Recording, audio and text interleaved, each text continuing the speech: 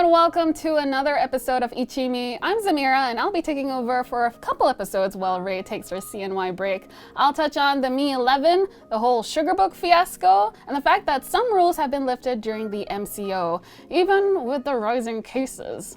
Alright then, on with the show! So we've been allowed to dine in with 2 people per table, right? Well, Senior Minister Ismail Sabri Yaakob has announced more relaxing of restrictions during the MCO. Starting today, restaurants and eateries are allowed to accept more diners according to the size of the table, but they must ensure that there's physical distancing of at least 1 meter between the tables. The 2-person car rule is also lifted today. This means that you are allowed to carry more passengers up to the permitted seating capacity of the vehicle.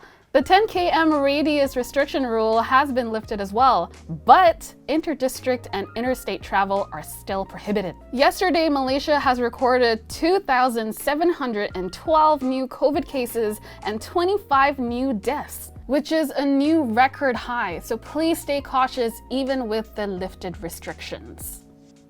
Prime Minister Muhyiddin Yassin has launched DidikTV, which has kind of replaced the NTV7 frequencies.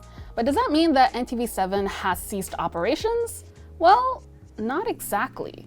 Media Prima has clarified that DidikTV is a strategic commercial collaboration between the Education Ministry and Media Prima to boost access to quality education to students nationwide. Well, yeah, the programming isn't going to be the same, but NTV7 will still retain its ownership and identity. People will still be soppy about it though, and with good reason. It feels like the end of an era. February 16th even marked the final airtime for 7th edition news. The founder of the controversial dating platform Sugarbook, Darren Chan, has been arrested. He is being investigated for allegedly soliciting for prostitution as well as misuse of network facilities. Sugarbook has always had their way with viral and controversial marketing tactics. It previously was in hot water for this billboard. But this time there was an infographic revealing the top 10 sugar baby universities in the country. Yikes! This resulted in the MCMC blocking the site for Malaysian users, saying that it violates the national laws. During the billboard controversy, Chan defended Sugarbook, saying that the service helps empower women with choice and that sugar babies are not illegal sex workers. But what do you think? The world's first Snapdragon 888 powered flagship smartphone is now coming to Malaysia. Xiaomi's Mi 11 will launch on the 25th of February 2021 at 8 p.m. via Xiaomi Malaysia's Facebook page. The Mi 11 will come with a 6.81-inch quad-curve AMOLED display with a WQHD+ resolution. The Mi 11 will also have an HDR10+ 10-bit color support and push a 120Hz refresh rate, along with an industry-leading 480Hz touch sampling rate. The camera specs are pretty impressive as well. The rear triple camera setup includes a 108-megapixel main camera.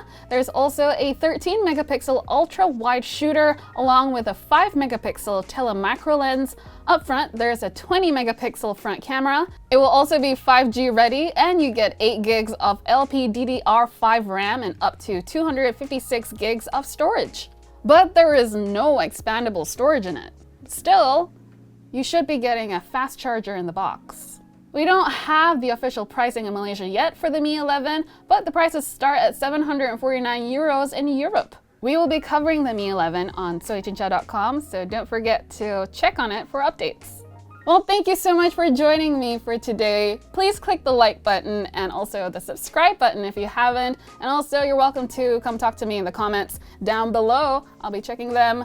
All right, goodbye for now.